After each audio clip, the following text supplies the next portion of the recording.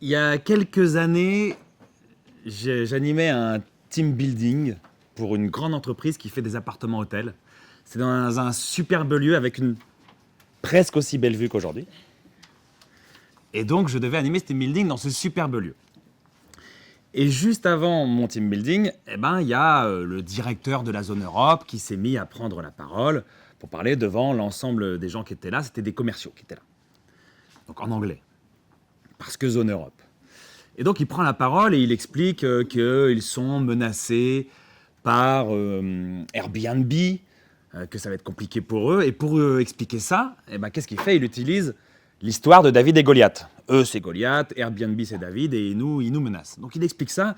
Et franchement, c'était un monsieur qui s'exprimait très bien, bon ancrage au sol, bonne projection de la voix, bonne gestuelle, vraiment nickel, super. Moi, j'étais sur le côté. J'écoutais son intervention, j'étais sur le côté parce que j'intervenais après lui. Donc je le regardais, je le trouvais vraiment très bien. Et je regardais aussi le public, l'assistance. Et je constatais que ça accrochait pas complètement. Il y avait un truc qui commençait à décrocher un petit peu, qui commençait à penser à autre chose. Alors que c'était le matin, comme là, donc en général, le matin, on est quand même... on est bien réveillé, quoi. Normalement. Vous avez l'air, en tout cas. Et je me suis dit, qu'est-ce qui se passe ? Alors, je me suis mis à la place du public, je me suis mis avec le public, je me suis mis là, hop, j'ai regardé ce qui se passait. Et j'ai vu que ce monsieur, il avait écrit toute l'histoire de David et Goliath avec des listes à puces et des phrases complètes sur son PowerPoint. En fait, il a gâché sa présentation en mettant énormément de texte sur son PowerPoint. Et ce qui se passe, c'est que on a parfois tendance à gâcher comme ça ces présentations orales en faisant des erreurs. Des erreurs auxquelles on ne pense pas forcément parce que le PowerPoint, on a l'habitude de faire comme ça depuis des années, donc personne ne se pose vraiment les questions. Et il y a plein d'autres choses comme ça qui font qu'on gâche parfois nos prises de parole. Alors c'est ce qu'on va voir aujourd'hui. On va voir 3 choses essentielles pour réussir vos prises de parole en public. Donc, comme l'a dit Catherine, moi j'interviens ici sur la prise de parole en public, sur le PowerPoint efficace, sur le leadership par le théâtre. Je suis un ancien ingénieur en informatique qui s'est converti à la formation parce qu'en parallèle, j'ai eu un gros parcours scénique. Et j'ai toujours un gros parcours scénique d'improvisation théâtrale, de théâtre, de one-man show, et notamment de one-man show en imitation. Ça veut dire qu'aujourd'hui, on va pouvoir tous en profiter parce que les imitations, c'est aussi un bon vecteur pour comprendre des choses sur la prise de parole en public. Donc tout ce que je vais vous dire aujourd'hui, je vais aussi utiliser des exemples concrets en imitation pour qu'on comprenne mieux un peu ce qu'on est venu partager aujourd'hui. Ça vous va ? Oui, si vous me dites non en même temps, on va dire tant pis, je m'en vais et puis c'est Adrien qui va faire la conférence. Non. Alors, le truc qu'on doit absolument avoir à l'esprit quand on prend la parole en public, c'est qu'on est là, face à son public, pour partager un trésor. C'est ce qu'il faut se dire. Partager un trésor. Et c'est ça qui s'est passé avec mon intervenant de la grande entreprise d'appartements-hôtels. Il avait oublié qu'il était venu partager un trésor et du coup, il a mis plein d'informations sur une diapo. Et les gens ont pris les informations qu'ils pouvaient, ils ne sont jamais arrivés jusqu'à son trésor. Donc il ne faut jamais oublier que si on vient prendre la parole en public, c'est pour partager un trésor, qu'il faut vraiment avoir conscience de quel trésor on est venu partager, qu'est-ce qu'on veut que les gens viennent chercher. Les gens, ils sont loin du trésor, ils n'ont pas trop la carte, il faut les prendre par la main pour les emmener jusqu'au trésor. Et donc les 3 clés essentielles que je vais partager avec vous ce matin. La première, c'est que le public est un héros. Donc, je vais détailler ça. La deuxième clé que je vais partager avec vous, c'est qu'il est essentiel d'établir une bonne connexion avec votre public. Et la troisième clé, c'est qu'il faut rendre votre public accro. Ces 3 clés, on va les voir ensemble. Donc première clé, le public est votre héros. Le public est un héros. Alors si on réfléchit aux histoires qu'on connaît, que ce soit des films, des livres, comment est-ce qu'on peut définir, selon vous, ce que c'est qu'un héros? Selon vous, c'est quoi? C'est qui le héros ou l'héroïne? C'est celui qu'on admire ou qu'on voudrait être. Est-ce que vous êtes d'accord? Est-ce que le héros, c'est toujours celui qu'on admire ou qu'on voudrait être? Ouais, ok, c'est pas mal. Celui qui guide. Est-ce que c'est celui qui guide le héros? Qui fait le bien, ok. Parfois, on a des anti-héros qui font pas forcément le bien. Parfois, il y a des anti-héros auxquels on n'a pas forcément envie de ressembler. Et c'est pas forcément non plus toujours le guide, le héros se fait plutôt guider. Si on prend l'exemple de Star Wars, par exemple, Luke Skywalker, c'est pas un guide. C'est qui le guide alors, il y a plusieurs. Si vous avez vu Star Wars, hein, ils sont rares maintenant les gens qui n'ont pas vu au moins un épisode de Star Wars. C'est Yoda ou c'est Obi-Wan Kenobi. C'est le guide, c'est le mentor. C'est Luke Skywalker, le héros. Et alors, effectivement, tout ce que vous avez dit, il y a des choses qui sont très justes. Ça peut être celui qu'on admire, ça peut être... Mais en fait, on peut définir l'héroïne ou le héros d'une histoire comme la personne qui a le plus de transformation au cours de l'histoire. Le héros ou l'héroïne d'une histoire, c'est la personne qui termine l'histoire différemment de comme elle l'a commencé. Il y a des transformations. Et c'est grâce à plein de choses, grâce à plein de gens, notamment grâce au guide, grâce au mentor, grâce à Yoda, grâce à Obi-Wan Kenobi, que Luke Skywalker est fini changer au cours de son histoire. Et quand vous prenez la parole face à un public, c'est pas vous qui allez terminer changer, c'est le public. Moi, normalement, quand j'aurais fini de parler avec vous tout à l'heure, effectivement, il y aurait eu des échanges, donc j'aurais été transformé un peu. Mais c'est vous, normalement, qui aurez été transformé au cours de cette matinée. Enfin, j'espère. Vous me direz après. Ouais, j'étais transformé, Pascal. Ok, super. Ça veut dire que j'ai réussi. Ça veut dire que vous êtes des héros. Donc aujourd'hui, mes héros, c'est vous. Et alors, il y a plusieurs choses qui nous empêchent de considérer notre public en héros. La première chose, c'est quand on se considère soi-même comme un héros. Je vais prendre un exemple. Voilà, déjà, ça fait tilt. Ça, c'est une image d'Emmanuel Macron au sommet social européen. C'était à Göteborg en novembre, mi-novembre 2017. Donc, il était au sommet social européen. Et là, il rencontre son homologue suédois. Et puis, il a rencontré plein d'autres gens, plein d'autres dirigeants. Notamment lors d'une table ronde. Il y avait une table ronde avec tous les dirigeants de tous les grands pays européens. Donc, il y a cette table ronde, tous les dirigeants sont là, et le maître de cérémonie suédois explique que chaque dirigeant aura 2 minutes pour s'exprimer. Alors, il le dit en anglais ou en suédois, hein. Je vous le fais en français. Donc, chaque dirigeant aura 2 minutes pour s'exprimer, pas plus. Et les dirigeants, ils sont super bien, parce qu'ils ont tous respecté cette consigne de parler pendant les 2 minutes qu'on leur a assignées. Tous. Sauf un, bien entendu. Et c'est le nôtre. Alors, je ne sais pas exactement ce qu'il leur a dit, Emmanuel Macron. Hein, je ne sais pas de quoi il leur a parlé. On peut imaginer hein, ce qu'il leur a dit. Il aime bien raconter des choses. On peut imaginer qu'il a dit un truc dans le genre... Mais vous savez, la France est un pays de 68 millions d'habitants. 67 791 434 exactement. Hashtag j'étale ma science. Et en même temps, le carré de l'hypoténuse est égal à la somme des carrés des côtés de l'angle droit. Donc premièrement, Louis XIV est né en 1638. Deuxièmement, le record du monde du 100 mètres est de 9 secondes 58. Et troisièmement, cogito ergo sum, alea jacta est, veni vidi vici. Voilà pourquoi il faut réformer la SNCF. Peut-être qu'il leur a raconté des trucs comme ça, j'en sais rien. Mais en tout cas, il leur a donné plein d'informations. Pendant 10 minutes, tout le monde s'est ennuyé. À la fin de son intervention, il s'est fait reprendre par le maître des cérémonies suédois, qui s'est quand même permis d'expliquer au chef d'État français que c'était vraiment pas des bonnes manières. Et lui, il a considéré que c'était lui le héros. Et que fallait l'écouter parler parce qu'il avait plein de choses super intéressantes à dire. Et c'est souvent ce qui se passe dans les prises de parole en public. Souvent, l'oratrice, l'orateur a en tête que c'est lui ou elle l'héroïne ou le héros. Et que quand même, j'ai des choses à vous dire, faut les écouter parce que quand même, je sais plein de trucs.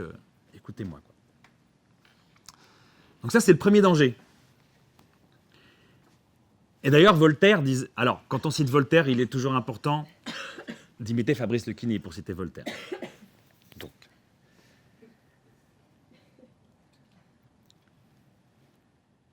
Voltaire disait...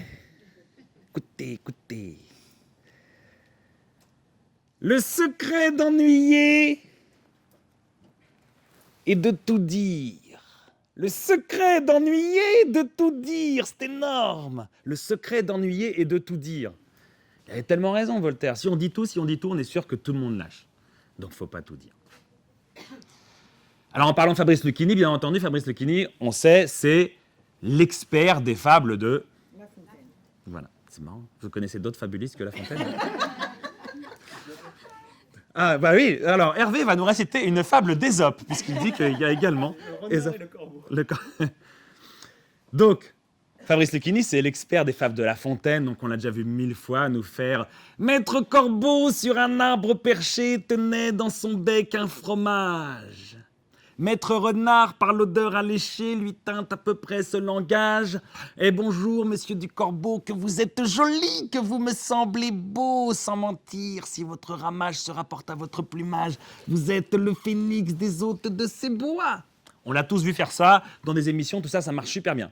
Mais imaginons que, d'un coup, Fabrice Lucchini fasse, comme on fait tout le temps dans toutes les présentations du monde, 1 million de fois par jour, utilise un PowerPoint. Voilà ce que ça donnerait. Le corbeau et le renard. Maître Corbeau sur un arbre perché tenait dans son bec un fromage. Maître Renard par l'odeur alléchée lui tint à peu près ce langage. Et bonjour, monsieur du Corbeau, que vous êtes joli, que vous me semblez beau. Sans mentir, si votre ramage se rapporte à votre plumage, vous êtes le phénix des hôtes de ces bois. On n'imagine pas, quoi. Enfin, il y a un vrai problème. Et pourtant, c'est ce qu'on voit tout le temps. Vous les voyez, ces diaporamas très chargés? Est-ce que vous en faites, honnêtement? Levez la main, ceux qui en font des aussi chargés que ça.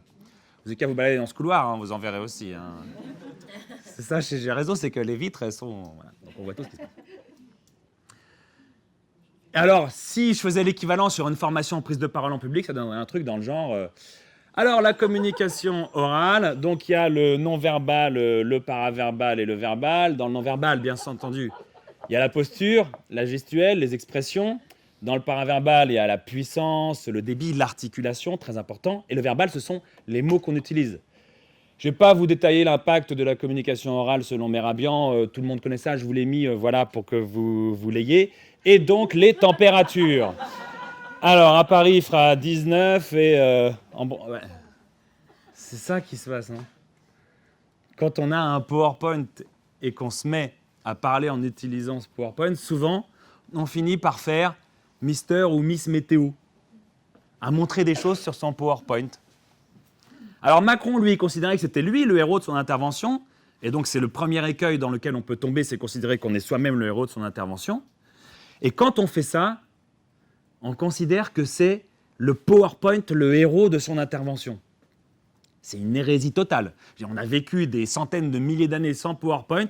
D'un coup, il y a un gars, il y a 25 ans, qui a dit « J'invente PowerPoint, les gars, ça va changer la vie. » Ah ouais, ça a changé la vie. Sauf que la plupart du temps, il est mal utilisé et on considère que le PowerPoint est le héros. Du coup, on s'écarte, on montre des trucs. Même des fois, on dit « On éteint la lumière. Éteignez la lumière qu'on voit bien mon PowerPoint. » Même des fois, on s'assoit dans un petit coin en disant « Regardez bien mon PowerPoint, j'ai fait un PowerPoint, j'y ai passé très longtemps. Regardez bien mon PowerPoint, il est super, c'est un beau PowerPoint, regardez-le, regardez-le, regardez-le. » Non, c'est ni vous, ni le PowerPoint, le héros, quand vous prenez la parole en public. C'est bien le public, le héros. C'est super important, c'est essentiel. Alors, c'est pas complètement notre faute si on fait comme ça. Moi, j'en ai fait des PowerPoint, comme j'ai montré là, quand j'étais ingénieur en informatique. J'en ai pondu plein.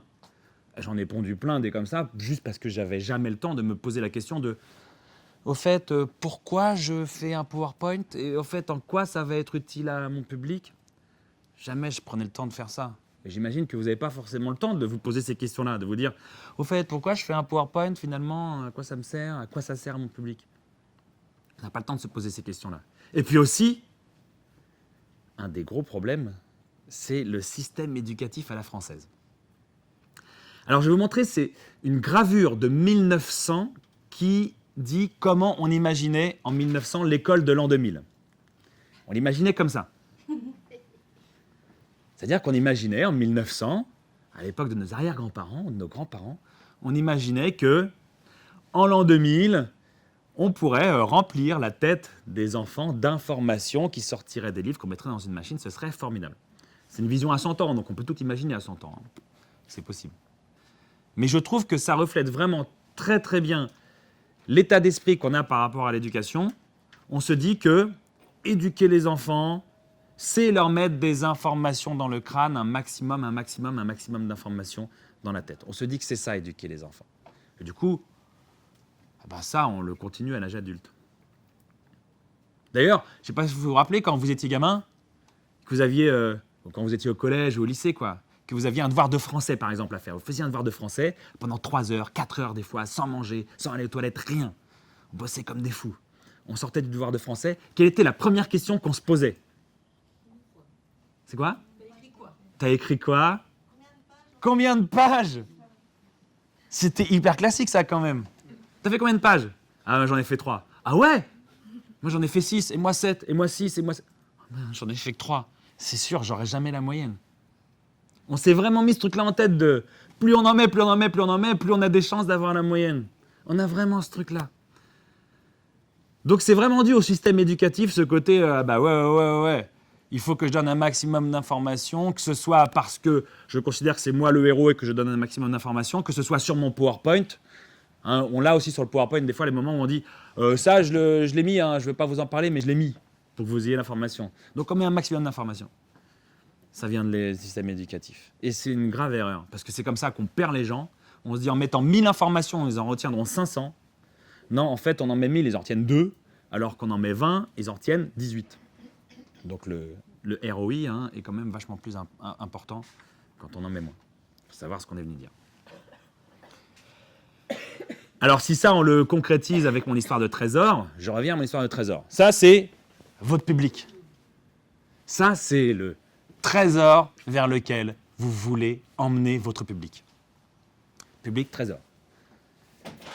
Le problème qui se passe souvent, quand on donne un maximum d'informations, c'est qu'on donne une information, alors le public avance là, après on donne une autre, il avance là, après on donne une autre, il avance là, après on donne une autre, il avance là, il avance là, il avance là, et à la fin, le public, il se retrouve là, mais il n'a certainement pas été jusqu'à votre trésor.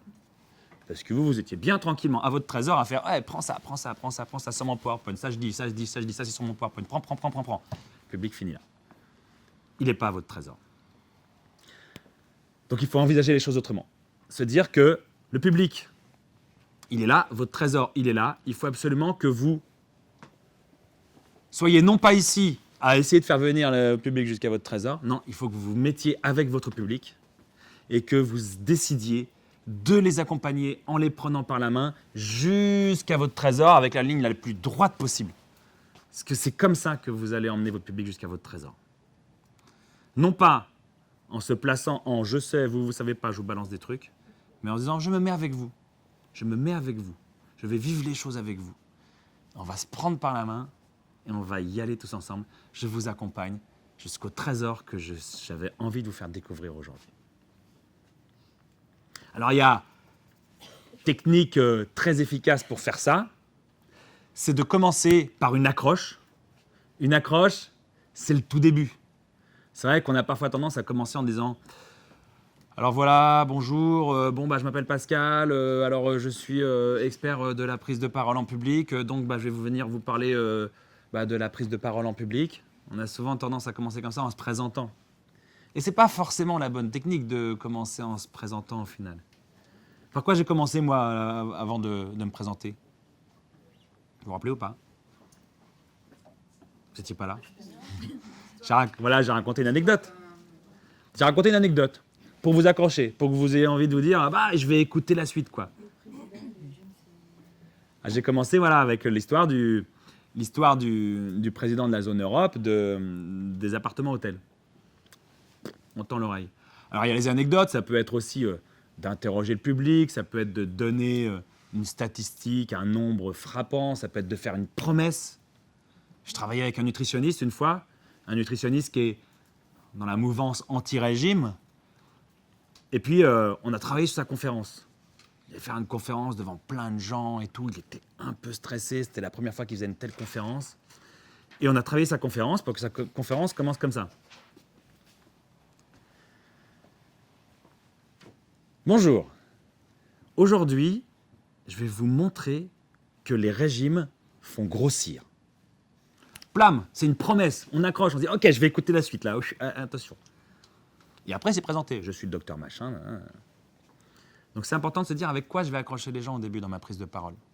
Et ça vaut pour tout. Des fois, on me dit « Ouais, mais en entreprise, je peux quand même pas commencer par un chiffre, une anecdote. » Mais si, on se met des croyances un peu limitantes, souvent en se disant qu'en entreprise, oh là, les gens vont pas accepter, ils vont me trouver original. Je veux pas être original, moi, jamais. Mais si, il faut accepter de faire un petit peu différent de ce qu'on voit d'habitude. Et si on fait un petit peu différent de ce qu'on voit d'habitude, c'est aussi là qu'on va être remarqué. C'est aussi là qu'on va avoir de l'impact. Et surtout, dans le cadre de la prise de parole en public, c'est là que les gens vont tendre l'oreille en disant « Ah bah je vais écouter la suite, je vais pas m'endormir au bout de 8 minutes comme d'habitude. Je vais écouter la suite. » Donc l'accroche, c'est un moment essentiel dans la prise de parole en public. Et puis ensuite, il faut se dire « Mais je suis venu dire quoi? Est-ce que je suis venu donner des informations? Non. Je suis venu donner des messages. 1, 2, 3 messages. Alors, je m'explique. Qu'est-ce que c'est qu'un message? Un message... prenons l'exemple du mois de janvier. Là, on est déjà au mois de mars, mais pendant tout le mois de janvier, vous avez reçu des mails qui vous disaient... Bonne année. Voilà, bonne année. C'est vrai. Ça a l'air de te plaire, Catherine, de recevoir des mails de bonne année. T'en pouvais plus. On est content quand même de recevoir des mails de bonne année en général. Et alors, il y a différentes manières de libeller les mails de bonne année. Il y a ceux qui écrivent dans le sujet « Vœux 2018 ». Et il y a ceux qui écrivent dans le sujet « Bonne année 2018, point d'exclamation, point d'exclamation, point d'exclamation, petit smiley qui rigole, petit feu d'artifice de toutes les couleurs ». Voilà, il y a vraiment ces deux manières-là. Le vœu 2018, ça c'est un titre. Ça n'a pas d'intention, ça ne porte rien. On ne sait pas ce qu'il y a dedans. On ne sait pas si la personne va nous souhaiter de mourir dans l'année ou si elle va nous souhaiter que tout aille bien et que ce soit formidable. Quand il y a bonne année 2018, point d'exclamation, point d'exclamation, point d'exclamation, petit smiley, petit feu d'artifice qui fait des bulles partout, là c'est porteur d'une intention déjà. C'est un message. C'est comme ça qu'il faut envisager sa prise de parole. Il ne faut pas se dire je vais leur donner cette information-là, plutôt se dire je vais leur donner ce message-là. Je vais leur donner ces messages-là. Si je reviens sur mon nutritionniste, il ne va pas dire les bases d'une alimentation saine, il va dire il est essentiel de manger 5 fruits et légumes par jour. C'est un message, c'est porteur de quelque chose. Donc il faut se dire mais je structure mon intervention, je veux accompagner mon public jusqu'à mon trésor. Qu'est-ce que je mets comme message en cours de route pour les accompagner jusqu'à mon trésor? Je les ai accrochés, clac. Je leur mets un message, un deuxième message, un troisième message, je les amène presque jusqu'à mon trésor. À la fin, je résume tout ce que j'ai dit et je fais un appel à action. Appel à action, c'est le moment où je dis « Ah, voilà ce que je vous propose maintenant de faire. » C'est le moment où je dis à mon public « Je vous ai dit tout ça, c'est super bien, mais c'est pas pour rien. C'est pour que vous puissiez vous mettre en action. C'est pour que vous puissiez faire quelque chose. » Donc, je les ai accrochés. J'ai donné mes messages forts en cours de route. J'ai fait un appel à action à la fin. Bah, normalement, je les ai accompagnés jusqu'à mon trésor. Et je ne leur ai pas juste donné des informations comme Macron à Göteborg, comme Fabrice Lucchini quand il fait sa fable de La Fontaine avec le PowerPoint. Voilà pour le premier point. Le public, c'est votre héros. Le public, c'est un héros. C'est eux qui vont avoir une transformation au cours de votre présentation. Il ne faut jamais l'oublier. Ce n'est pas vous, ce n'est pas le PowerPoint le héros, c'est votre public. Deuxième point, il est essentiel d'établir une connexion avec votre public. Alors, on va voir comment établir cette connexion avec votre public. Si vous êtes venu jusqu'à la tour Montparnasse en métro, Il y en a qui sont venus en métro jusqu'à la Tour Montparnasse. Ouais, vous êtes venus en métro. Parce qu'il ne faut pas venir en voiture à la Tour Montparnasse, enfin, je veux dire. Donc, quand on vient en métro à la Tour Montparnasse, imaginez que vous avez pris le métro, ligne 6 ou ligne 4. Prenez le métro et puis les portes sont ouvertes. Vous dites, je vais rentrer dans le métro. Et au moment où vous rentrez dans le métro, paf, la porte se referme. Ça vous est déjà arrivé, ça d'avoir la porte qui se ferme sur vous, quoi, quasiment. Alors, clac, ça vous fait un petit peu mal à l'épaule, vous rentrez quand même, vous êtes dans le métro. Vous n'êtes pas très content, après le conducteur qui aurait quand même pu voir dans son rétroviseur qu'il allait vous bousiller l'épaule. C'est un peu ce que peut vivre votre public, en un peu moins fort quand même, si vous oubliez d'établir la connexion avec lui, si vous oubliez d'ouvrir les portes de votre métro tout grand avant de commencer à parler. C'est ce moment qui se passe avant que vous commenciez à parler. C'est un moment de connexion avec votre public. Il est essentiel. On va voir comment faire pour qu'il se passe le mieux possible. En fait, il y a une chose qui vous empêche souvent d'établir la connexion avec votre public. C'est ce qu'on vit parfois, la petite boule au ventre, le trac, le stress. Ça vous arrive d'avoir le trac avant de prendre... Qui a le trac parfois avant de prendre la parole en public? Bien, moi, je lève la main aussi. Hein. Même là, avant de vous parler. Hein. Petit trac, quoi. C'est normal d'avoir le trac. Et le trac, en fait, c'est quelque chose de super utile. Le trac, c'est une montée d'adrénaline au moment de prendre la parole en public parce que c'est ancestral. Les femmes et les hommes préhistoriques, ils avaient cette montée d'adrénaline. Alors, pas avant de prendre la parole en public, avant de rencontrer un mammouth, hein, mais... Bon, je ne vous considère pas comme des mammouths, mais il y a ce truc ancestral de « Ah, il y a un danger, j'ai une montée d'adrénaline ». Et cette montée d'adrénaline, elle va me permettre de faire face à mon trac. Et comme elle va me permettre d'avoir tous mes sens ouverts pour être prêt, eh ben, je vais être encore plus performant. Sauf que parfois, le trac, il est paralysant. Alors, on a tous le trac avant de prendre la parole en public. Est-ce qu'il y en a qui se sentent paralysés avant de prendre la parole en public? Voilà. Alors, il y a ceux qui le reconnaissent et puis ceux qui sont... Voilà, il y en a, ouais, voilà. J'adore, c'est les mains qui se lèvent au fur et à mesure. Bon, d'accord, moi aussi, d'accord, c'est bon. Ça va. On peut parfois se sentir paralysé avant de prendre la parole en public. Vous savez, c'est le petit diable qui est sur votre épaule. Vous parlez, vous essayez de parler, vous faites ce que vous pouvez, et puis vous entendez un petit diable qui est sur votre épaule, qui vous dit « C'est nul, ce que tu fais, c'est tout naze ». Et vous parlez, mais il y a ce petit diable qui est là « C'est nul, ce que tu fais, c'est tout naze ». Vous l'avez, hein, le petit diable. Celui-là, il nous empêche d'être dans le moment présent. Il nous met dans le passé parce qu'on se dit « Ah ouais, effectivement, ce que je viens de dire, c'est nul ». Mais vraiment, j'ai dit un truc, ça n'a aucun sens. Ou il nous projette dans le futur, où on se dit « Ouais, qu'est-ce que je dois dire après? Je sais plus ce que je dois... Qu'est-ce que je dois dire? Qu'est-ce qu'il y a? Je sais plus. Ah là là ». Le diable, il nous met dans le passé, il nous met dans le futur et il nous empêche d'être dans le présent, dans le moment, dans la connexion. Donc ce diable, il est essentiel de le tuer, de le faire disparaître. Et ça passe pas par un tour de magie. Alors on vous promet, hein, je suis sûr que tous ceux qui ont levé la main en disant « Moi, je suis paralysé avec le trac ». Vous avez été sur Internet? Alors, comment gérer mon trac? Hein, moi aussi, je l'ai fait. Comment gérer mon trac, comment gérer mon stress? Vous avez plein de trucs, la respiration, les techniques de je sais pas quoi, la paille, machin. Hein. Plein de trucs. Vous mettez ça en place, évidemment, ça améliore. Je dis pas que ça améliore pas. Mais en fait, il n'y a pas de solution miracle contre le trac. Enfin, moi, si je l'avais, je serais déjà parti aux Bahamas parce que je serais millionnaire. La seule solution contre le trac, c'est la préparation. C'est être préparé. C'est savoir ce qu'on est venu dire. C'est connaître son accroche. C'est savoir ces 3 messages. C'est savoir qu'est-ce que je dis à la fin. C'est l'avoir répété.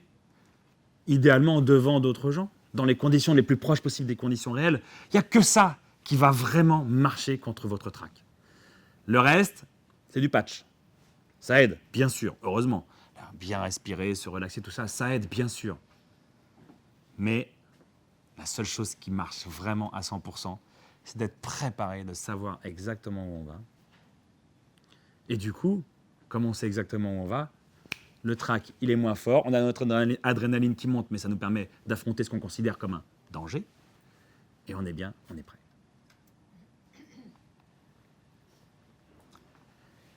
La deuxième chose, donc on a vu, hein, pour rétablir une bonne connexion, il faut tuer ce petit diable et maîtriser son trac. D'ailleurs, il y a un truc que je ne vous ai pas dit sur la prise de parole en public, quand même, c'est un truc qui est assez incroyable. C'est un sondage qui a été fait par le National Health Institute à des Américains en leur disant « Mais c'est quoi vos plus grandes peurs dans la vie ?» Alors, il y avait tout, hein, il y avait plein de choses, les araignées, tout ça. Mais le truc qui arrivait en premier, c'était la peur de prendre la parole en public. Peur de prendre la parole en public, c'était le premier, top. Et en dessous, il y avait la peur de la mort. La mort. Ce qui a fait dire d'ailleurs à l'humoriste Jerry Seinfeld, je ne sais pas si vous connaissez cet humoriste américain, lui il a dit ah ben alors, en fait, ça veut dire que à des funérailles, on préférerait être dans le cercueil plutôt que de devoir prononcer l'oraison funèbre, quoi. En fait, c'est ça. C'est quasiment ça. Donc ce trac, bah voilà, faut travailler, être prêt. Et puis la deuxième chose pour réussir à lutter contre son trac et surtout pour réussir à établir une connexion avec son public, c'est de revêtir ce que j'appelle un masque. Pas un vrai masque, on est d'accord. Je vais vous expliquer ce que c'est que cette histoire de masque. Vous connaissez ce monsieur ? Jean-Pierre Bacry. À l'avant, on dira j'adore Jean-Pierre Bacry. Jean-Pierre Bacry, on connaît son personnage qu'on voit dans les films, qu'on voit dans les émissions. Son personnage public, c'est le bougon, le grincheux, le râleur. C'est le gars qui va dire ouais, c'est quand même vachement bien d'être ici, mais enfin, s'il y avait eu des chaussons aux pommes au petit-déj, ça aurait quand même été vachement mieux, quoi, parce que les pains au raisin, c'est un peu collant. Le pain au chocolat, après, on en a plein entre les dents. Les croissants, franchement, c'est un banal. Et il n'y a pas de chaussons aux pommes. Et ok, la vue, ok, super, la vue, on a la Tour Eiffel, on a le Sacré-Cœur, ok, c'est pas mal. Mais honnêtement, du coup, ça distrait les gens. Ils regardent ce qui se passe dehors, au lieu de regarder ce qui se passe sur scène. Ça m'énerve, ça. Bon, vous voyez, hein, Jean-Pierre Bacry, on l'a tous vu comme ça. Mais on imagine bien que Jean-Pierre Bacry, dans la vie, il ne peut pas être tout le temps comme ça. Enfin, sinon, il serait mort d'un ulcère, quoi. C'est pas possible. On imagine que dans la vie, il peut faire des blagues et tout, qu'il peut être souriant. Ouais, je suis content, ça va, super. Ouais, c'est l'histoire d'un chat qui rentre dans une pharmacie et dit « Ah, je voudrais un sirop pour Matou. » Elle est bonne. À raconter à vos enfants, hein, entre adultes. C'est moins efficace avec les adultes en général. Bref, on imagine qu'il peut être comme ça. Et il y a cette histoire de masque. Il met son masque. Alors, c'est lui. Mais il prend un peu de distance avec lui pour mettre ce masque de bougon râleur quand il fait une émission, quand il fait un film. Alors, on va faire des démonstrations. J'ai besoin de quelqu'un qui a une bonne voix qui porte bien. C'est toujours le moment, ça. Toi ouais. Je suis sûr que vous avez une bonne voix qui porte bien. Ah, on entend rire. Ouais, ok. En fait, vous avez un texte qui est super simple. Et vous restez là, donc ne vous inquiétez pas, c'est hyper simple. Votre texte, c'est moteur, action et coupé. Ça va ? Okay. Moteur, action, coupé. Alors, je vous ferai les signes. Et le coupé, il doit venir après les mots d'un intérêt littéraire énorme. Merde à la fin. C'est voilà. Quand je dis merde à la fin, vous dites coupé. OK ? D'accord ? Alors, on imagine, c'est Jean-Pierre Bacry, il est sur le tournage d'un film, alors il raconte ses blagues. Ouais, vous savez ce que c'est qu'une framboise ? C'est une cerise qui a la chair de poule. C'est bien, c'est marrant. Hop, et là, moteur. C'est super drôle. Ah bah oui. Moteur. Et là, il met son masque, Jean-Pierre Bacry. Prends le bougon. OK, action.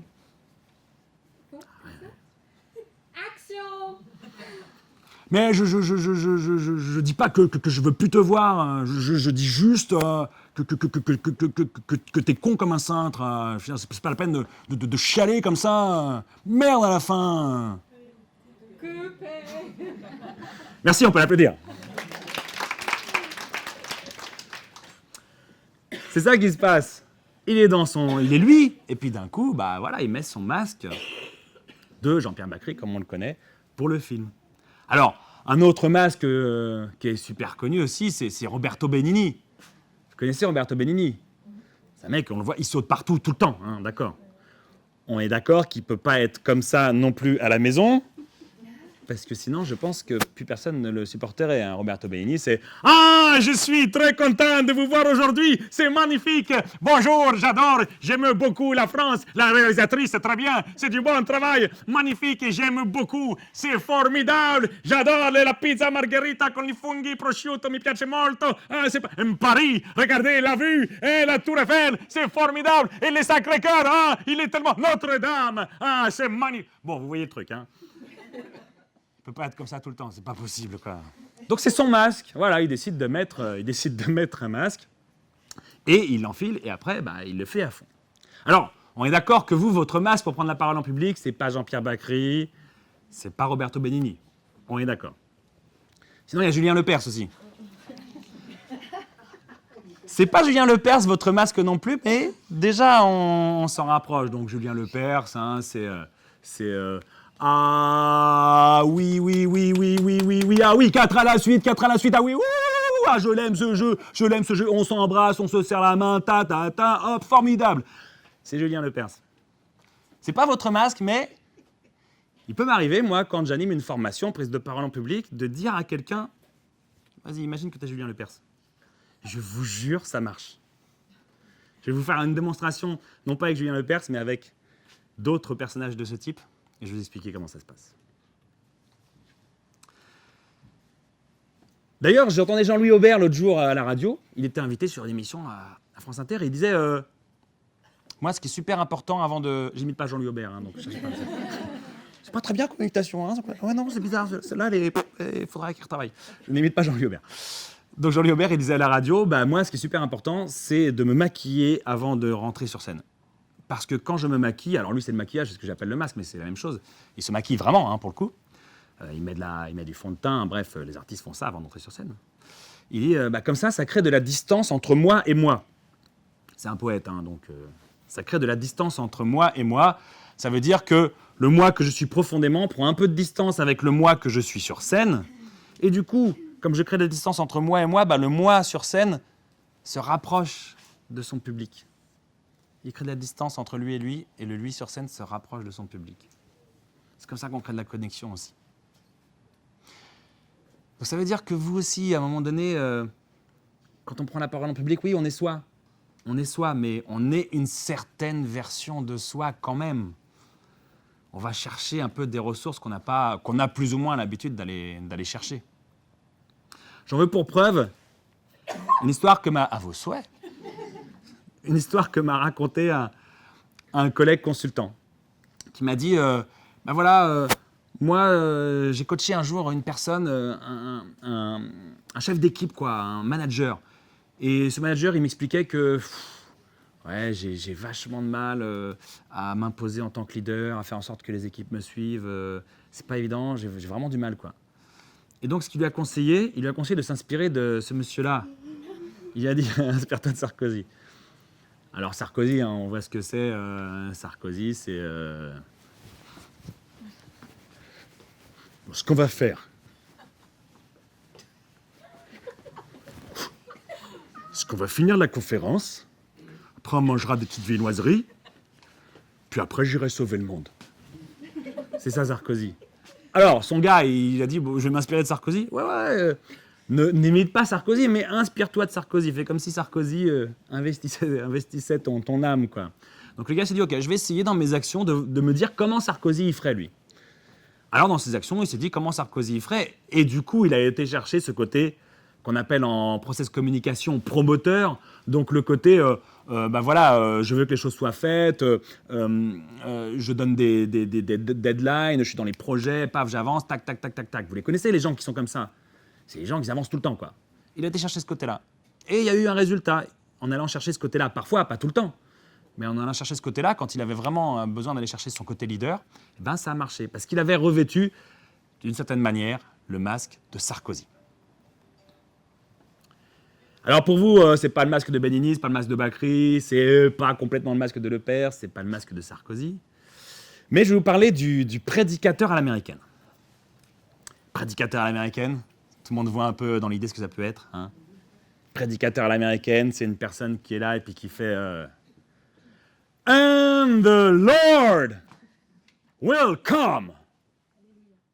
And he will... Oui, tu as raison, Catherine.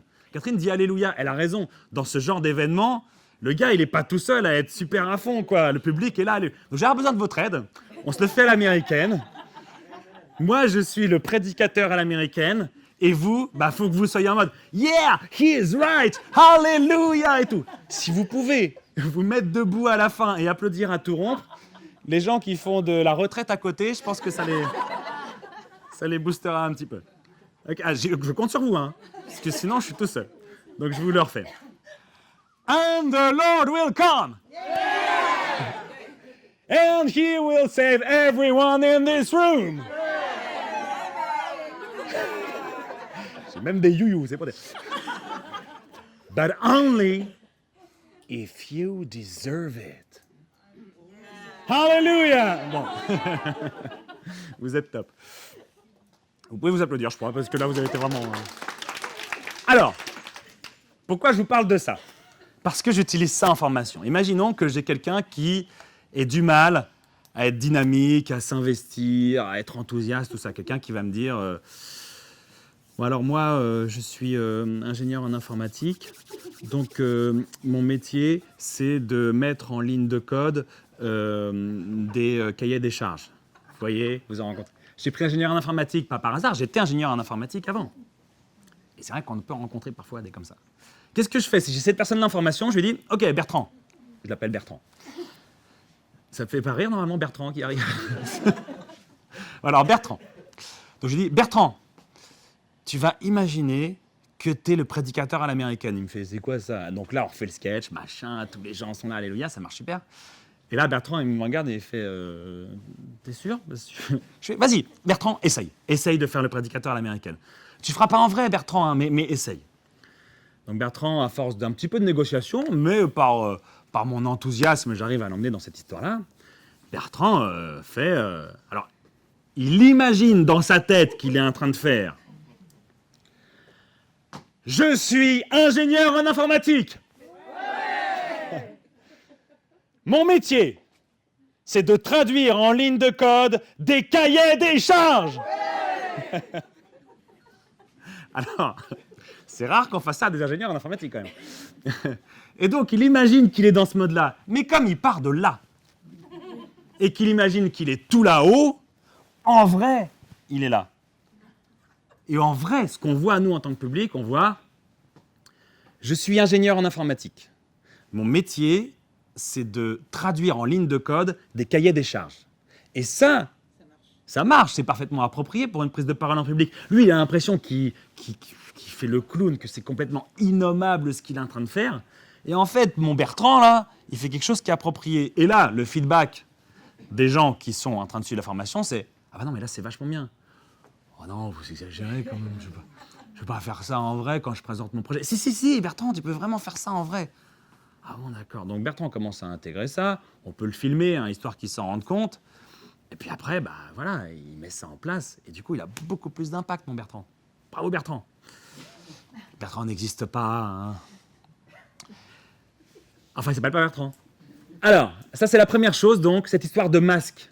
Le masque du prédicateur à l'américaine, par exemple, c'est quelque chose de super efficace. Et en fait, au départ, on a l'impression de faire un truc un peu artificiel. Mais si on l'intègre et si on le fait, ça finit par faire partie de vous. Et du coup, ça devient quelque chose de naturel. D'être dans une forme de dynamisme, d'enthousiasme, de prédicateur à l'américaine. Donc, revêtir un masque. Et je reviens à mon Julien Lepers. Hein, il m'est déjà arrivé de dire, je l'ai encore fait en début de semaine dernière. J'ai dit à une participante, je lui ai dit, imagine que tu es Julien Lepers. Donc, pareil, Julien Lepers. Ouais, imagine que tu es Julien Lepers. Tu dis bonjour en Julien Lepers. Et donc, elle est arrivée, elle a fait... Alors, elle pensait qu'elle était là, bonjour. Mais bon, encore une fois, elle était là, bonjour. Et c'était un bonjour dynamique, chaleureux, alors qu'avant, c'était bonjour. Donc, Julien Lepers aussi, ça peut être un masque juste pour dire bonjour. Les présentateurs télé, les présentatrices télé sont super forts pour dire bonjour, tout simplement. Le masque. Et puis après, il y a les choses à mettre en place avant de prendre la parole en public. Les choses à mettre en place avant de prendre la parole en public, c'est 3 choses. 1, le sourire.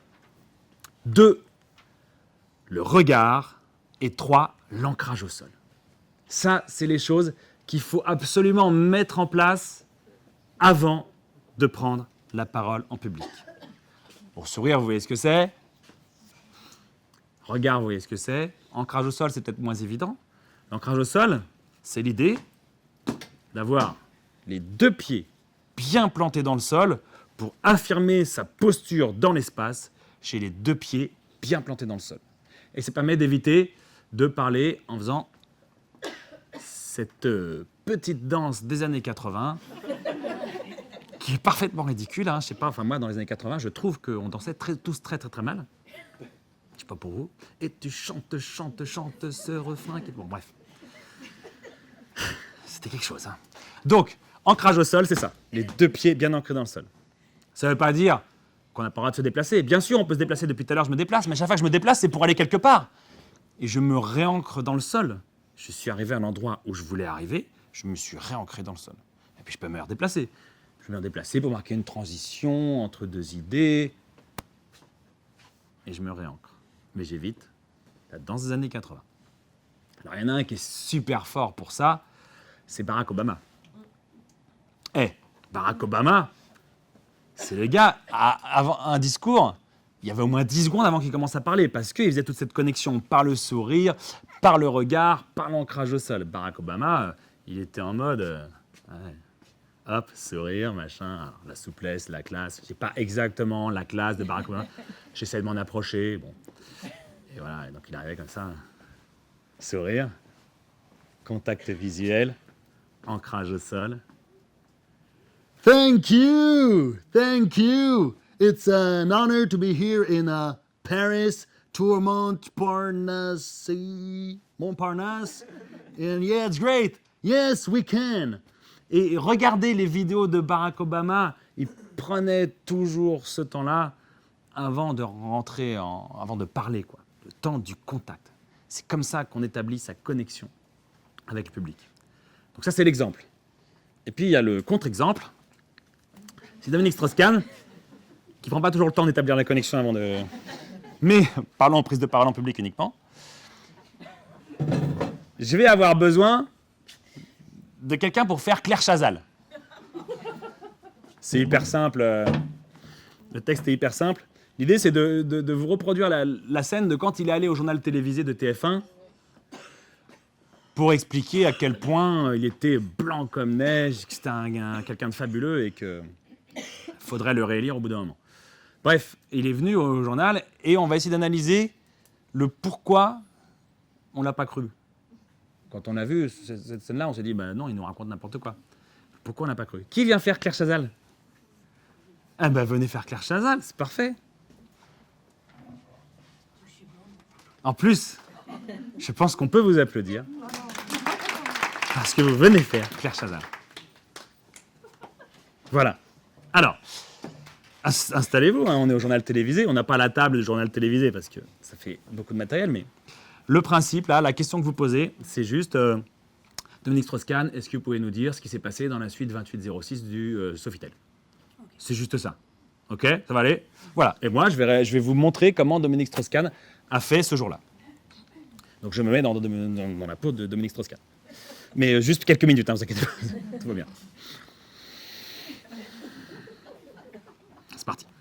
Monsieur Strauss-Kahn, est-ce que vous pouvez dire à nos téléspectateurs ce que vous étiez en train de faire dans la suite 28007? C'est un épisode de James Bond en fait, d'accord. La suite 2806. S'il vous plaît. Ce que j'ai fait n'est ni une faute, ni un acte délictueux. Ce n'est pas moi qui le dis, c'est le procureur. Ce que j'ai fait est grave, mais pas impardonnable. Voilà, c'était ça, Dominique Strauss-Kahn, ce jour-là. On peut l'applaudir. Comment vous appelez? Catherine, on peut applaudir Catherine. Qui a remarquablement fait Claire Chazal. Une reconversion s'impose. Mais oui. Alors, dans ce que nous a proposé Dominique Strauss-Kahn, donc ce que je vous ai refait quasiment à l'identique, hein, j'ai à peine exagéré, qu'est-ce qui fait que là on se dit tu nous racontes n'importe quoi, Dominique? Voilà, il la regarde pas, il regarde beaucoup en l'air. Donc il y a une connexion visuelle avec Claire Chazal qui est vraiment très très restreinte. Et donc, par le truchement de Claire Chazal, une connexion au téléspectateur qui, pareil, ressent qu'il ne se connecte pas avec nous. Ok. Dans quoi on la ressent aussi, ce manque de connexion? Ouais. Dans le balancement. Il se mettait en arrière. Genre, je réfléchis vachement fort à ce que je vais dire. Comme ça, on va croire que c'est sincère. Vous savez, Claire Chazal. Voilà. C'est terrible. Regardez la scène. Franchement, j'ai pas exagéré. C'est vraiment ça qui se passe. Donc, ça marche pas parce qu'il n'établit pas bien la connexion avec son public. Et pour bien établir la connexion avec son public, eh ben, c'est vraiment ces trois choses. Le sourire, le regard et l'ancrage au sol. Et puis, bien entendu, réussir au maximum à éliminer le petit diable de la prise de parole en public. C'est nul, c'est nul. Il faut l'éliminer et être dans le moment présent. On a donc vu le premier élément important. Le public est votre héros. Deuxième élément important, il est essentiel d'établir la connexion avec votre public. Troisième élément important, il faut rendre votre public accro. Il faut rendre votre public accro.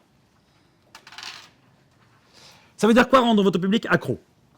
Prenons un exemple que tout le monde connaît, c'est Tintin. Est-ce que vous savez ce que Hergé faisait, comme il fait là, à la fin de chaque planche de Tintin? Il y avait un suspense. Ce qu'on appelle maintenant, pour les séries, un cliffhanger. À un moment, on se dit « Ah, il faut absolument que je sache ce qui se passe après ». Et il faisait ça à la fin de chaque page, parce qu'à l'époque, Tintin était dans le journal de Tintin. Moi, il y en a chez mes parents. Mon père, il lisait ça quand il était enfant. Les journaux de Tintin, il y avait une page par semaine. Donc, on lisait la page. Hop, on tombait là-dessus. Oh, mon Dieu, Tintin rentre dans un endroit où il y a des sarcophages et les savants sont momifiés. Et il y a un gros point d'exclamation. On se dit, mais qu'est-ce qui s'est passé? Alors, on rachète le Tintin la semaine suivante. Il nous rend accro, Hergé, avec ça. Donc, un procédé utilisé aussi dans les séries télévisées. Il nous rend accro. Alors, vous avez aussi ce devoir de rendre les gens accros quand vous prenez la parole en public. Et parfois, on n'y arrive pas bien. Et ça, c'est la faute d'un monsieur qui s'appelle Descartes. René Descartes, je pense donc je suis. René Descartes, il pensait un truc, et il en était sûr. Il disait, quand on prend une décision, il faut absolument que seul le cerveau bosse, parce que si on prend une décision que l'on pense rationnelle avec notre cerveau, eh ben ce sera la bonne décision. Il disait ça, Descartes. Et il disait, si vous voulez prendre une bonne décision, il est essentiel de laisser de côté les émotions. Les émotions doivent être séparées de la raison. Si on écoute ces émotions, on ne prendra pas une bonne décision. Vous êtes d'accord avec ça ou pas? Eh non, on n'est pas d'accord. Enfin, qu'est-ce que c'est que ce Descartes? Effectivement, on n'est pas d'accord. Il y a un monsieur qui s'appelle Antonio Damasio, qui lui est un chercheur américain. Et Antonio Damasio, il a écrit un livre qu'il a sobrement et modestement intitulé « L'erreur de Descartes ». Quand même, les gars, ça fait 3 siècles que... C'est n'importe quoi. L'erreur de Descartes. Alors, qu'est-ce qu'il a fait, Damasio? Il a étudié un sujet qui s'appelle Eliot. Et Eliot, il a eu des lésions cérébrales qui fait qu'on lui avait retiré une partie du cerveau. Et donc, il a fait des tests cognitifs sur ce Eliot, voilà, des tests de logique, de multiplication, de tout ce que vous voulez. Et tout allait bien. Super, Eliot, bravo. Écoute, il te manque une partie du cerveau, mais c'est pas grave. Tu peux rentrer chez toi, tout fonctionne très bien. On se dit, bon, bah, Eliot, voilà, il est capable d'avoir un bon raisonnement, tout ça, sa vie va bien se passer. Et une fois qu'il est rentré chez lui, il a pris des décisions bizarres. Il a fait des placements financiers complètement foirés, il s'est mis à jouer, alors qu'il s'entendait très bien avec son épouse, il s'est séparé de son épouse, et puis il en a épousé une autre, dont il s'est séparé. Il a pris des tas de décisions comme ça. On ne comprenait pas, on disait, mais c'est pas Eliot, quoi, enfin, c'est bizarre. Alors qu'il avait toutes ses facultés. Alors, du coup, Antonio Damasio, il a fait revenir Eliot dans son labo, et puis il a dit, on va faire un petit test là, parce que là, c'est quand même bizarre. Il lui a montré des photos horribles, d'accidentés de la route, des trucs horribles devant lesquels tout le monde ferait... Et Eliot, il regarde les photos, il fait bah quoi? En fait, Eliot, il avait perdu les émotions Voilà, il ne ressentait plus les émotions. Et par d'autres expériences, sur d'autres sujets, enfin bref, avec une vraie démarche scientifique, Antonio Damasio a prouvé que c'est bien le cœur, enfin les émotions et le cerveau qui permettent de prendre des bonnes décisions. Que ce sont les deux ensemble, qu'on ne peut pas dissocier l'un de l'autre. Le cerveau et les émotions permettent de prendre des bonnes décisions. Donc les émotions, c'est essentiel. Et en plus, ce sont les émotions qui vont rendre votre public accro à ce que vous êtes venu dire. Ça tombe bien quand même. On est d'accord. Donc les émotions, il faut que vous les fassiez ressentir à votre public. C'est essentiel. Alors, il y a 3 manières qui sont super efficaces de faire ressentir des émotions à votre public. Puisque vous, votre public, vous voulez le convaincre de quelque chose. Vous voulez le faire agir. Vous voulez lui donner peut-être des informations, mais vous voulez que ces informations, ils les prennent en compte. Bref, comme vous voulez faire tout ça, vous voulez qu'ils prennent la décision de vous écouter et de faire ce que vous avez envie qu'ils fassent. 3 outils qui sont super efficaces. Le premier, c'est les anecdotes. Raconter quelque chose. Les anecdotes, c'est ultra puissant pour créer des émotions dans votre public. Une anecdote, on en tire toujours quelque chose à la fin. Une idée, un message, quelque chose. Ça, c'est super efficace. Le vécu de votre auditoire. Les phrases dans le genre il vous est tous arrivé d'eux. Il vous est tous arrivé d'aller à une réunion à 14h après le déjeuner et d'avoir envie de... Voilà. Et là, donc, chacune d'entre vous dans cette pièce, vous vous êtes raconté une histoire. La vôtre, c'est pas la même que la sienne, etc., etc. Donc là, j'ai fait appel à votre vécu. Ah ouais, je me rappelle, effectivement, la réunion de vendredi dernier, j'ai failli m'endormir. Ah ouais, je me rappelle, c'était la réunion hebdomadaire du mois de février avec les chefs de projet. Bref, chacun se rappelle sa réunion. Donc là, je fais appel à votre vécu. Encore une fois, je fais appel à vos émotions. 3e outil, ce sont les analogies. Les analogies, c'est des phrases dans le genre ta ta ta ta ta ta ta, c'est comme ta ta ta ta ta ta ta. Par exemple, si je veux vous expliquer le fonctionnement d'un ordinateur, je ne vais pas vous dire, alors un ordinateur, en fait, il y a des fichiers, donc les fichiers, ils ont un numéro qui est 0. Je vais vous dire, un ordinateur, c'est comme une ville, chaque fichier a une adresse. Je fais l'analogie entre quelque chose qui ne vous est pas complètement familier, le fonctionnement de l'ordinateur, et quelque chose que vous connaissez très très bien, parce qu'il n'y a qu'à regarder dehors, une ville. L'analogie, c'est le lien entre quelque chose que vous ne connaissez pas encore, quelque chose que vous connaissez, et là, pareil, ça touche à vos émotions. Une analogie. 3 outils puissants, l'anecdote, le vécu de l'auditoire, l'analogie. Avec ça, vous êtes sûr que vous touchez aux émotions des gens et que c'est super efficace pour convaincre, pour être impactant, pour être percutant. 2e outil pour rendre accro votre public, ce sont les silences. Le temps est votre allié. Souvent, on remplit les silences par quoi? Par du blabla parfois, c'est vrai, ou par des tics de langage. Alors, en fait, comme j'ai peur des silences, du coup, à la place, je mets un E, mais comme vous vous en êtes rendu compte, du coup, vous êtes en train de compter le nombre de E que je fais plutôt que de m'écouter. Et en plus, comme je respire pas, je vais tomber devant vous. Respiration abdominale, tout ça. Le E, alors il y en a plein d'autres, hein, le voilà, enfin bon bref, chacun a les siens. Hein. En fait, vous avez identifié le vôtre, c'est ça? Non. Non, non, c'est ma collègue. C'est pas moi, oulala, c'est notre chef. Oui, d'accord. Les tics de langage. Il faut les enlever, ces tics de langage, les remplacer par des silences, parce que les silences sont super impactants. Un silence, c'est presque un moment d'hypnose. C'est un moment où vous êtes accroché à la suite. Qu'est-ce qui va se passer derrière? C'est hyper théâtral. Et un silence qui, pour moi, j'aurais l'impression qu'il va durer 10 secondes, pour vous, c'est hyper court, en fait. Donc, il ne faut pas hésiter à les prolonger un peu.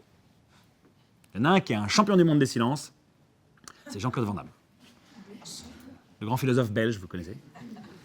Jean-Claude Van Damme, on est d'accord que Jean-Claude Van Damme, essentiellement, son boulot, c'est de dire n'importe quoi. On est d'accord. Mais il le dit en créant des silences monstrueux qui font qu'on l'écoute, quoi qu'il arrive. Donc Jean-Claude Van Damme, ça fait... Il y a des gens qui n'ont pas réussi parce qu'ils ne sont pas aware. Ils ne sont pas à l'écoute. sont pas à l'attention de savoir qu'ils existent, that's right. Ok? Jean-Claude Van Damme, les silences. Eh ben, regardez les vidéos de Jean-Claude Van Damme, vous verrez que vous pouvez rester 5 minutes avec Jean-Claude, hein, alors qu'il vous dira, ouais, il y a des bulles qui viennent du ciel, elles tombent, c'est ton brain qui parle avec ton corps. Ça ne voudrait rien dire. Un autre champion universel des silences, dans un autre style donc, c'était François Mitterrand. Alors François Mitterrand, c'était un autre style, hein, mais pareil, les silences, super efficaces.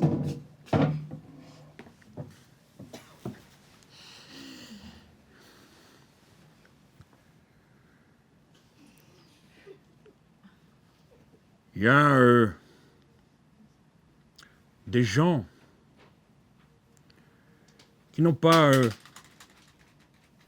réussi parce que ils ne sont pas verts.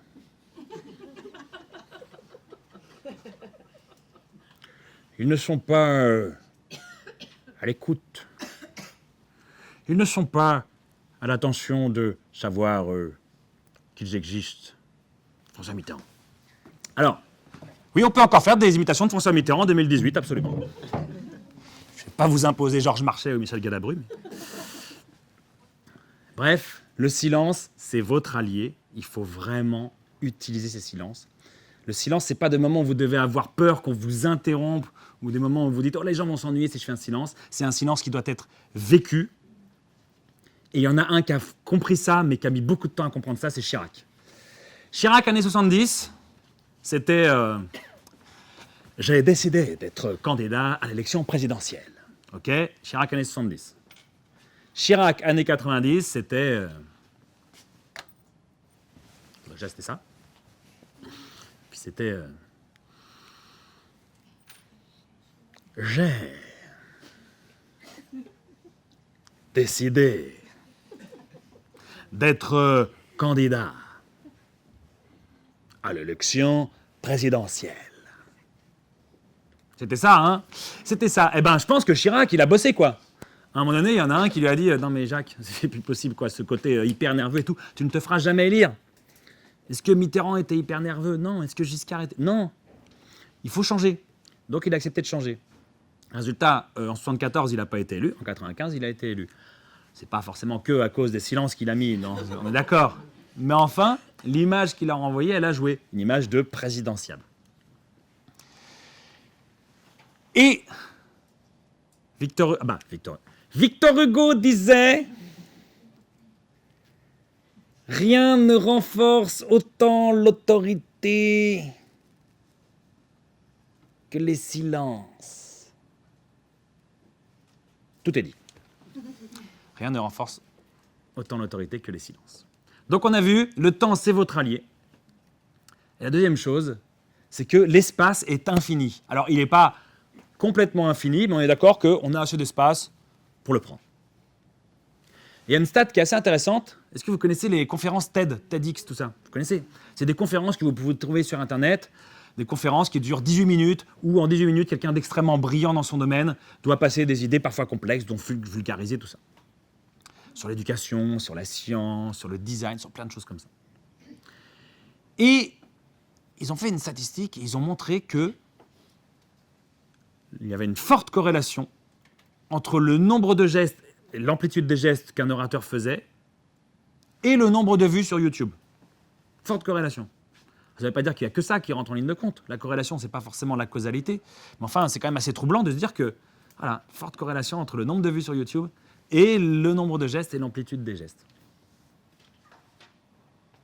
Donc ça veut dire que pour les rendre accros, pour créer de l'émotion dans votre public, il faut aussi faire des gestes. Il faut que les gestes soient le prolongement de votre discours. Il faut que vos mots soient prolongés par vos gestes.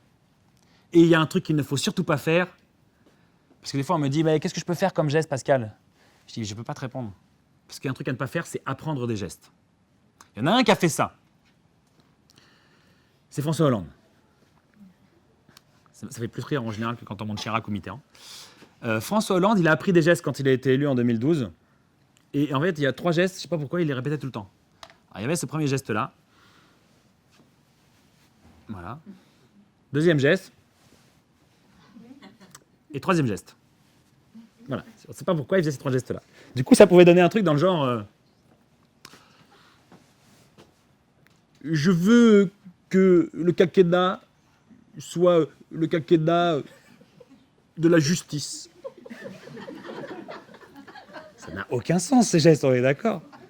Regardez François Hollande en 2012, il avait des gestes qui étaient complètement décorrélés de ce qu'il venait de nous dire. Complètement absurde.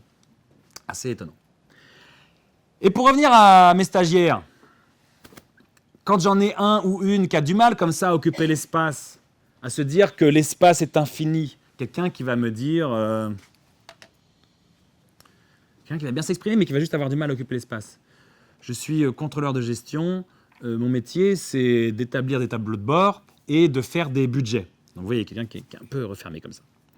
J'ai dit, ok, imagine Thierry que t'es Gérard Depardieu. Gérard Depardieu, vous voyez tout ce que c'est, hein. C'est un gars, il fait 8 mètres de large, 9 mètres de haut, 1482 kilos, on l'entend à 10 km, on le voit à 20 km. Bref, c'est un mec qui occupe l'espace. Donc pareil, je lui dis, imagine que tu es Gérard Depardieu. Ah, t'es sûr? Ouais, je suis sûr. T'as vu, il y a Bertrand qui a fait le prédicateur, tu peux faire Gérard. Ok, d'accord. Donc, il imagine qu'il fait ça. Je suis contrôleur de gestion. Mon métier, c'est d'établir des budgets et de faire des tableaux de bord. Il imagine qu'il fait ça, mais de la même manière, comme il part de là et qu'il pense arriver tout là-haut, en vrai, ce qu'il fait, c'est juste je suis contrôleur de gestion. Mon métier, c'est d'établir des budgets et de faire des tableaux de bord. Et ça, on est d'accord, c'est parfaitement approprié. Des gestes larges, Donc pareil, hein, c'est un peu le masque, hein, mais c'est des trucs qui marchent vraiment, s'inspirer de gens connus, ça marche vraiment en prise de parole en public. Donc, le temps est un allié et l'espace est infini. Et ces choses-là sont essentielles pour rendre votre public accro, en plus de créer des émotions chez eux. On a donc vu ces 3 points-là. Le héros, c'est votre public. N'oubliez jamais que le héros, ce n'est ni vous, ni votre PowerPoint. Le héros, c'est votre public. Il faut le considérer comme tel et il faut l'emmener, l'accompagner vers votre trésor. On a vu aussi qu'il était essentiel d'établir une véritable connexion avec votre public en travaillant sur votre track et puis en trouvant l'ancrage, le sourire et le regard. D'ailleurs, j'ai un petit truc pour le sourire que j'utilise moi parfois. Si parfois, bon voilà, je suis pas de bonne humeur, j'ai du mal à trouver le sourire, mais un truc que je fais pour le sourire, c'est que je pense à mes enfants et ça me fait sourire. Alors, si vous avez des enfants qui sont adolescents, vous pouvez penser à votre conjoint, votre conjointe. Bon, si votre conjoint, votre conjointe vous gonfle, vous pouvez penser à un gâteau au chocolat, ce que vous voulez, mais bon, un truc qui vous fait sourire. Mes enfants sont encore petits, ça va, ils me font sourire encore. Donc, établir la connexion. Et le 3e point qu'on a vu, c'était rendre votre public accro en travaillant sur leurs émotions, en se rappelant qu'ils prendront leurs décisions aussi grâce à leurs émotions, et en se rappelant que le temps est votre allié et que l'espace est infini. Alors vous avez vu, là, je vous ai donné des exemples, parce que je suis limité par ça, je vous ai donné des exemples que masculins, on est d'accord. C'est dommage, parce qu'il y a plein de femmes qui sont d'extraordinaires oratrices, mais malheureusement, je ne sais pas les imiter. Mais vous pouvez aller voir aussi sur YouTube des interventions de femmes extraordinaires en tant qu'oratrices. Il y a Oprah Winfrey, qui récemment a fait une intervention à une remise de prix. Alors, c'était pas les Oscars, c'était les Grammy Awards, les Golden Globes. Enfin, une remise de prix. Vous tapez Oprah, et voilà. Vous allez voir, elle a fait une très belle intervention. Il y a Emma Watson, qui a fait une intervention à l'ONU il y a quelques années, une intervention qui était également exceptionnelle, très simple, très efficace, très percutante. On pense en France à Christiane Taubira, qui est une excellente oratrice. En dehors de toute considération politique, c'est une oratrice exceptionnelle. Au même titre que Jean-Luc Mélenchon, par exemple. On peut penser à Michelle Obama. Michelle Obama, au moment de l'élection de Trump, avant l'élection de Trump, elle avait fait un discours qui était absolument remarquable à une convention démocrate. Et on peut s'inspirer aussi d'elle. Et puis, bien entendu, de Simone Veil, on se souvient, ou pas, enfin en tout cas on l'a vu, ce discours de 1974 à l'Assemblée nationale. Donc, j'imite que des hommes, mais il n'y a pas que des hommes qui sont d'excellents orateurs, il y a plein de femmes qui le sont également. Donc ce que je vous invite à faire maintenant, c'est de vous dire, OK, dans tout ce qu'on a vu là, comment est-ce que moi, je peux améliorer mes prises de parole? Est-ce que j'ai un problème pour établir la connexion avec mon public? Est-ce que j'ai un problème pour les rendre accros? Comment est-ce que je peux faire pour travailler sur les silences, la gestuelle? Est-ce que j'oublie que mon public est mon héros, je leur donne trop d'informations? Travaillez là-dessus. Et si vous avez des idées sur des choses sur lesquelles vous pouvez vous améliorer, n'hésitez pas à m'en parler. On peut en parler d'ailleurs maintenant. Je ne sais pas combien de temps il nous reste, mais il nous reste un peu de temps pour les questions, j'imagine. Il nous reste 10 minutes pour les questions, c'est ça? On a commencé un peu en retard. Donc... Bon, il nous reste quelques minutes pour les questions. Donc je vous remercie de votre attention.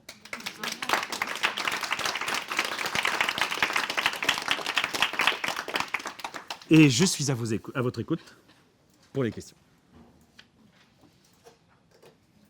Il n'y a pas de questions. Rien. Est-ce qu'il y a des trucs différents si le public... J'ai souvent moi des publics très jeunes. D'accord. Est-ce que ça marche aussi les silences? Alors la question c'est, j'ai parfois des publics très jeunes et je perds ma voix en plus. Donc, j'ai parfois des publics très jeunes, est-ce que c'est la même chose? Ça m'arrive d'avoir un public très jeune, notamment des étudiants, c'est pas forcément toujours évident. Les étudiants, et oui, ça marche. Alors des fois, ils vont s'engouffrer très vite dans le silence, mais le truc avec le public très jeune, c'est qu'il faut être un peu plus cadrant qu'avec un public d'adultes et fixer des règles très claires dès le début. Mais toutes ces choses qu'on a dites là, ça va marcher aussi très bien avec les jeunes, avec pour objectif de leur faire sortir la tête du téléphone portable. Et une fois que ça c'est bon, alors c'est réglé. Ça marche avec le public très jeune aussi. Ouais. Enfin, très jeune, 2 ans, 3 ans? Non, d'accord, 18 ans. 18 ans, 20 ans, ça. Très bien. D'autres questions? Sur comment ça peut se passer en formation aussi également, si vous voulez, puisque vous avez aussi des fonctions dans la formation, des fonctions RH.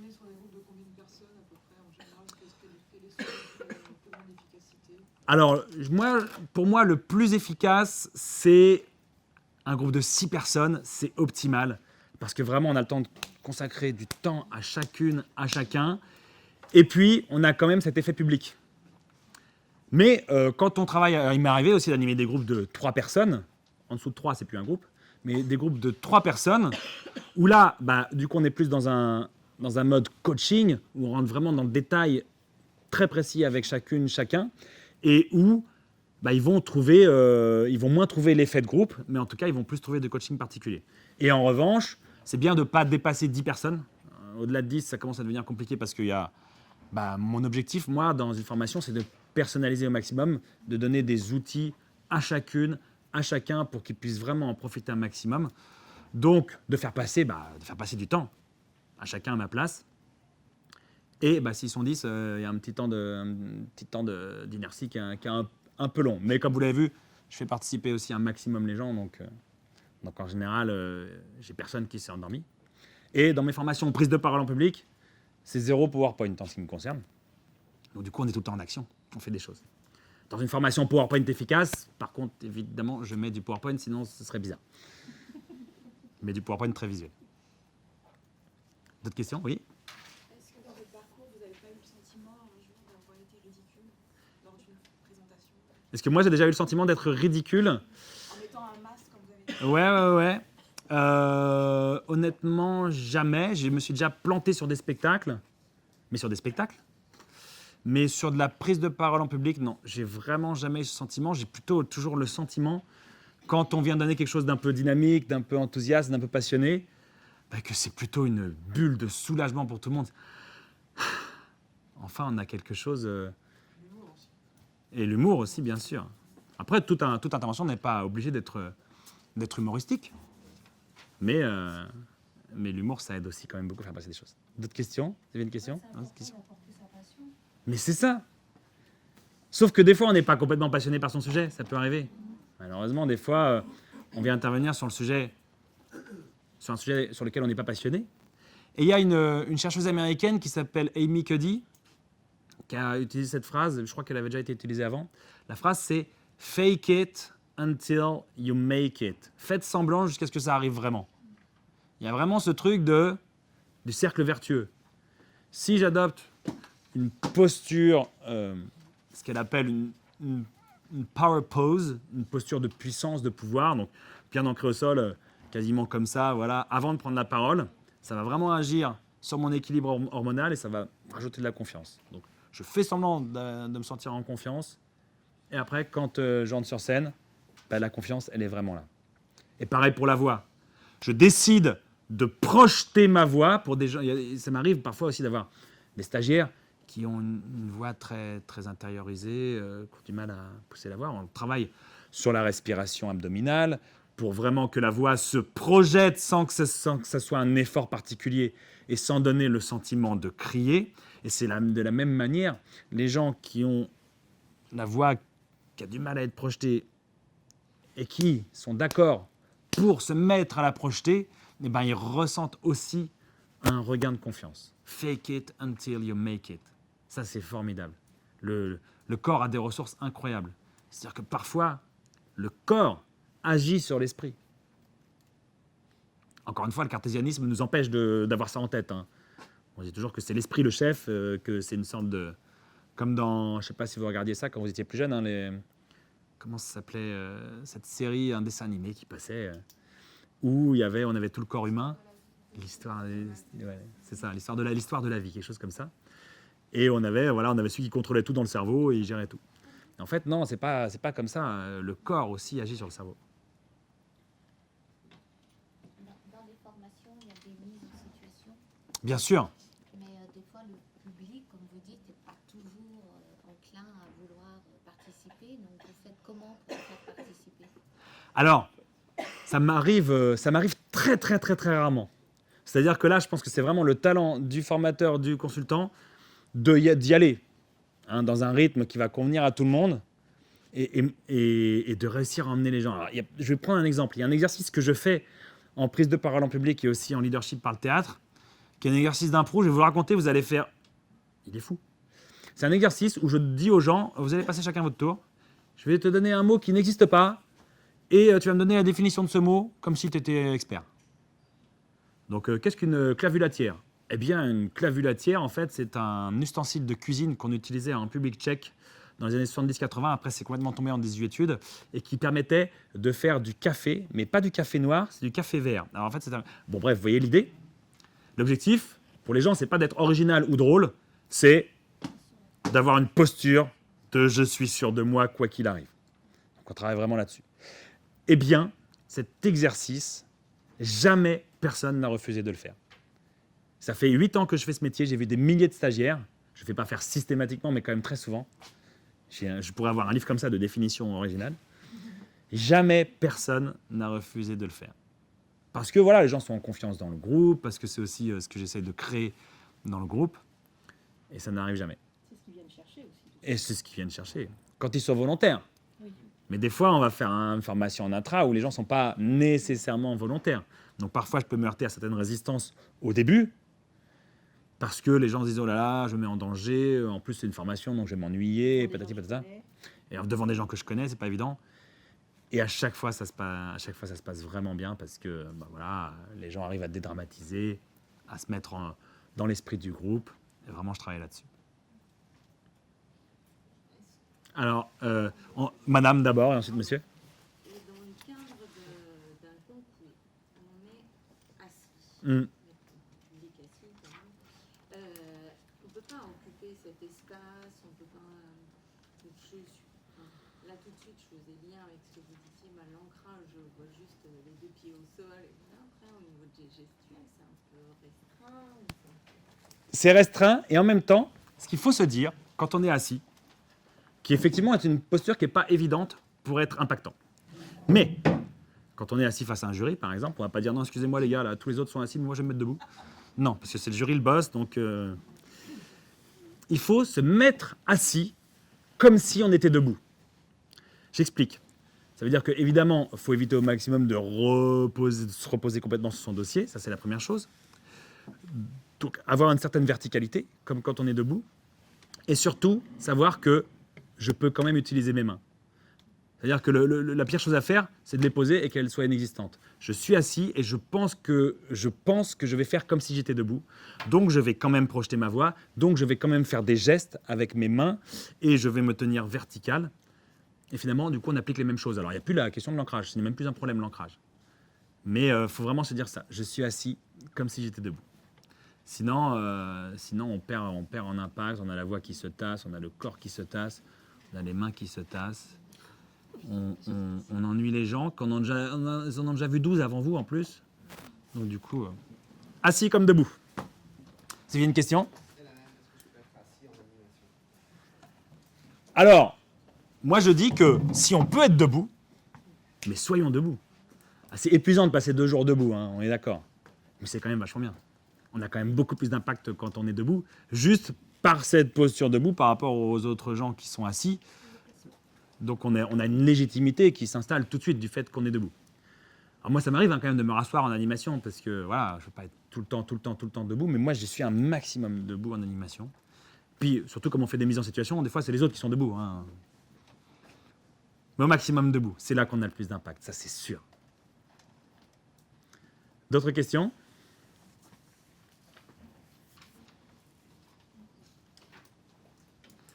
Bah écoutez, s'il n'y a plus d'autres questions, alors je propose qu'on discute tout ça après ces bons moments avec vous. Bah écoutez, merci. Merci pour votre attention. Merci.